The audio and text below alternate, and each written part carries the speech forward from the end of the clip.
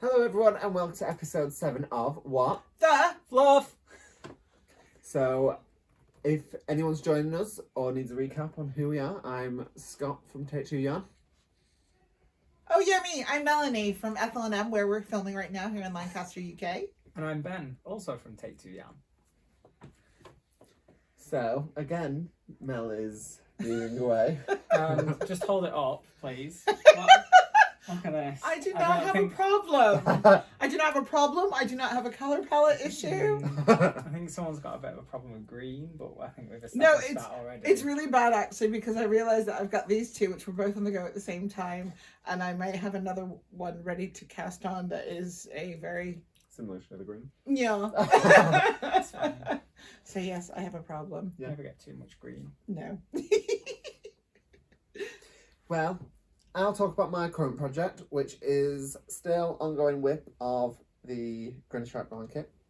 Love it. I'm 2 balls through of each colour, just starting the third now of each one.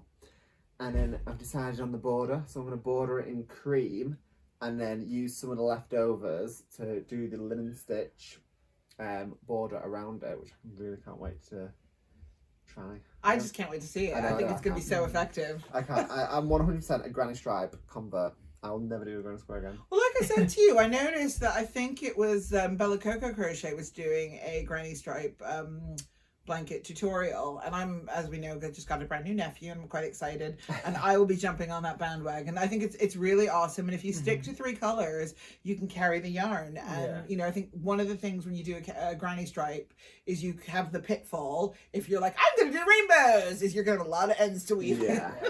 So I think what you did is fantastic, and the fact that you're putting a border on it just means it doesn't matter. It's Yeah. To be fair, the edges are quite neat. Very tidy. Without a border. But yeah, I can't wait to just finish it all off. Well, I think I'll just give it a good weight as well, because Yeah. I think that's one of the things with blankets sometimes. So it's like when I first started crocheting, I used to do like granny square blankets and never quite gave them a finish. Yeah. And the one thing, I mean, one of my favorite stitches is the crab stitch, which is when you end up crocheting doubles backwards. It's really weird, but it's really effective. I'll find something and bring it along for a future filming. Yeah. But it's one of those things that I learned that, latched onto it, and I did it because, like I said, I just think on the edge of a blanket you need a little, I just call it weight, but a little something to just give it a whooshy. Yeah. So yeah. Yeah. But yeah, no, loving it though. Yeah. Very effective. So yeah, upcoming blanket border. Border. Soon, yes. Coming soon to a vlog near you. So yes. Yeah. You've got a nice pile of yarn in front of you as well, Mel. I do. So yes, here at the lovely shop Ethel and M, we have a make-along coming up. And I'm really remiss because I do not have the crochet patterns with me, but that's because they're on Ravelry. And Kat, who is one of our sort of facilitators on the MALs, she has got the patterns and is testing them at the moment. I have got the knitting pattern with me, where we have a wrap or a shawl from Rikarumi. And it's really cool because it's supposed to use the Rikarumi spins, which are these awesome gradient cakes of DK yarn. I love them. They're twice the size of a normal Rikarumi ball. And then you're supposed to do it with the twinkly twinkly. Now, anybody who knows Melanie knows I don't like to follow rules. So I've just decided to use the Rikarumi neons and a ball of normal Rikarumi. So I'm going to have a really badass shawl that will not look quite like it's supposed to, but it's going to look like I want it to. So I'm really excited. The neon pink is there to pop. It's quite a muted palette for a Melanie, even though it is predominantly green. And yeah, no, so it's just really, really exciting. Yeah. Yes, it's going to be very green. So we'll have all the information for the make-along in the comments note section below. If you're not already a member of the Ethel and M Knit, Knot and Natter on Facebook, join us. There's all the information there as well. And we'll be kicking off on the 30th of July, which is a Sunday. And we think we're going to be running from 7 till 9 on Zoom. And hopefully some of you guys can join us. It doesn't matter where you are, as long as that doesn't work too badly on the time scales. But I know some of our American friends might visit us. Yeah. So yeah. And to be fair, with it all being Rikarumi as well, it's going to be quite a economical project It is. So everyone who's bought their wool so far, I think mine's actually come up as one of the more expensive ones. And I'm probably at that £25 mark. But most of the ones we've seen have come in between 20 and £25. So it is cost effective. The other nice thing about it is how awesome is it going to be when you finish each baby ball of wool? Because what's one of the things, like the sweater that I'm knitting at the moment, it's like I put all the wool in front of me and cried. I'm a big girl, that was a lot of wool. Yeah. And I just sat there and looked at these piles of wool and thought, how am I going to knit that?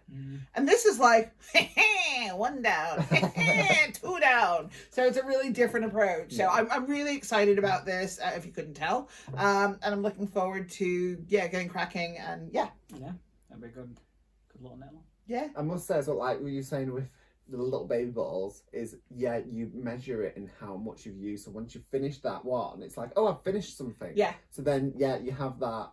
So now you said it. I think it's been very satisfying. Yeah, I recognise that myself. So You don't need any more projects. We've got a lot to finish. Everyone needs more projects. Exactly. Apart from Melanie. Yeah. But we'll cover that. We'll talk about that another time. But I was going to say, Mel's whips are... whips, UFOs, it's all a thing. But more excitingly is you've just closed one of your clubs this weekend. Yes. And you've got a new one coming up, which I'm really excited about. So I can't wait to do Mrs. Doubtfire. Yes. So the next club will be Mrs. Doubtfire, so it'll be my club. I'm quite looking forward to doing this. It's a very good film. Quite... nice colour palettes in there, I think, as well, which will be good. And there's a lot of iconic scenes I would like to I'm looking forward to doing that one. it's a simpler time, really. Yeah. It's a much simpler time, and I think it's one of those films that just holds up. Yeah. Especially when you're having, the world is a bit crazy right now and a bit owie. Yes. We're seeing a lot of that, and something like that is just harks back to something kind of simple and sweet, and I'm really looking forward to that. Can't wait to put that on and have a little knit. Yeah. Write down some colourways, colour ideas. Yeah. We've also just been talking about doing yarn based on cakes. Yes. Yes. Which is your other passion. Yes. And I actually ate all the scrumptious cookies that you brought me today, because if I was smart, I would have not consumed, I won't say how many cookies, and they are cookies, not biscuits, and I would have held one up to the camera and gone, this is like an inspiration for yarn. But there's a picture on Ben's Instagram that can be viewed for that. Yeah, so they were funfetti cookies, which this enabler enabled me to have some very nice American sprinkles, full of E numbers, very bright. None of this pastel. No, pale grey malarkey we have over in the UK because we can't have E numbers for some reason. Don't know why. Because I'm going to have to put up with both of you being haircut. Don't know what you mean. No, Don't know what you mean. So I'm thinking of cake-inspired yarns. And we're very excited about that because, again, following Ben's Instagram now from a number of years and watching the imaginatively gorgeous things that he makes, but also how he plates them, how he you can see the care and attention, and thank you. Looking forward to seeing that recreated on some yarn palettes is just like, I want them to be good enough to eat, and I feel like they will be, because this guy's, I can do a Battenberg one.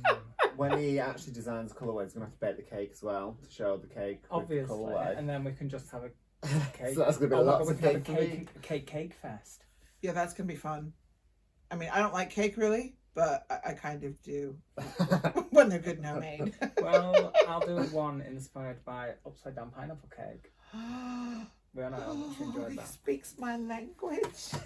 As long as it's got the good cherries. I was going to say Mel's special cherries. Yeah. Mel's not a snob for cherries at all. They have to be the M&S ones. Well, it's funny when I go to the bar, I've got my Luxardos. When Ben bakes, Ben knows what Mama needs. Like, I'm just, I'm genuinely really excited about this. Yeah.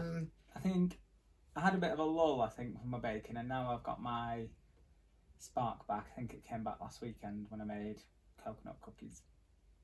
Which also looked lush. I ate all of them. Yeah, Scott ate most of them. I think I had about 3. I ate more than I should have done. I think I had 3 and I think Scott's. Well, you took the rest to work because I was like, Yeah, I'll take that's them the to way work. it Did you take the rest to work? That's right. But everybody was on a diet or people weren't in. Oh. Scott has to take one for the team, or 7, you know. I'll always take a cookie for the team. But no, seriously, I think the biggest thing though is when you guys are doing your clubs and everything you do with Take Two, it's about passion. Mm-hmm.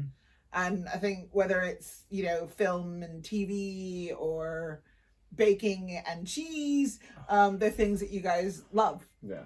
And I think that's a big part of crafting and creating and making is about doing things that you love. Definitely. So, yeah. Speaking of love, we need to go to London because we need to go to the £25 a head conveyor belt of cheese, and you get an hour and 15 minutes, and it's all you can eat, and all the little cheeses come out and they have little accompaniments. So there's like brie with honey, and you get bread and cracker. Anyway, we're going. Okay, this is where Ben also takes advantage of the fact that I may have had a recent minor procedure, which is why we've been on hiatus for a couple of weeks. Again, I'm so sorry. This year's been crazy. And I've had my gallbladder removed, and Ben now wants to test how much cheese can we feed Melanie before she gets sick with no fat processor. Amazing! Well, we need to know the limit. Yeah, I know. And that's a good way to test it. Does not exist. As long as they've got wine, I'm in. That's fine.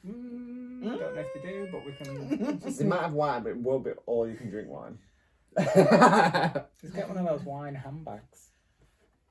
Y'all know too much about this stuff for me. You really do. I know what you're talking about. Let's not talk about I that. don't know what you're talking about. Well, it's got a little flap and a little tap comes out, and you can you can put. And anyhow, so yarn stuff. Yes. So you've got a lot though in the dyeing process coming up. I think we've just done it today, haven't we? I think we're going to pause the chill out and psychedelic just for the time being as well, just so we can sort of concentrate on other things, because I think I'm wanting to do like a Halloween box, so I need to give myself a bit of a kick up the bum to get that sorted. Okay. I think you've already seen what we want to do with that. I'm so excited personally. I'm actually really excited. God, that's been a long time in the making. Yeah, and I feel like I can't speak because I'm going to get myself in trouble and say things ahead of time. But I'm very excited about that actually. Yeah. So that's exciting. And like just so everyone knows at the moment, if you go on our website at Ethel and M, we do have a number of Take Two yarn, sort of not necessarily one-offs, but some different bases and some different things going on. Yeah. So people have been picking it up in store, but we haven't really shouted about what we've got in at the moment because you guys didn't have time to dye for me, and I basically was like, I need wool. So they've just basically dropped a whole bunch of awesomeness that they had left over from their last show, and it's actually, it was like a treasure trove picking through the goodies. So yes, I would get in. We've got most of the queens, I think, and as I say, some of the different bases. I think we've got some yak, and some BFL sock and stuff. So yak is one of my favourite bases. Yak is very sexy what it does with the dye. Words I never thought would leave my lip. Yak is very sexy. Yak. The cuddly. The cuddly. So one of the things that I wanted to talk about as well is this sweater. You've probably seen me knit on most of our episodes. And the problem with the sweater is it's mostly done. Like, I've got a few rounds on the bottom to do, but it's mostly in a Melanie crop style done. But these have been waiting since this time last year. I had 3 samples to knit when we brought the And Make yarns in from the Fibre Co. I had 3 samples. I had a hat, which I don't know if you can see, but it's behind me. I had a scarf, which you can't see, it's off camera. And I had this. And people have used photos of this folded strategically to hide the fact that I'm missing the sleeves. But the sleeves are a slight problem. So I was like, okay, this is a problem. So my lovely friend, Susan Crawford, has a pattern from her Evolution book called Orchidaceae. And it's a lovely lace yoke sweater, but it's bottom up. And I was like, okay, because top down, I'm really used to it, whatever. Bottom up, I'm like, I don't know what I'm gonna do. So I don't know if I have with me today the sleeves or the sweater, but I have one or t'other. But I knit the sleeves first. I'm so excited. I have sleeves. Unfortunately, and we'll see what I have in the bag today, I'm now on the opposite of Sleeve Island. I have body. And I have I've just got body. It's done in the Moor. I've done this in the Moordale, which is a Rowan alpaca wool DK, which I flipping love. It's actually all British wool, which is rare for us. But it's a really nice yarn, beautiful color palette, actually. That's a gorgeous matching. I think these work well, and then I've got an oatmeal that's going to then go up.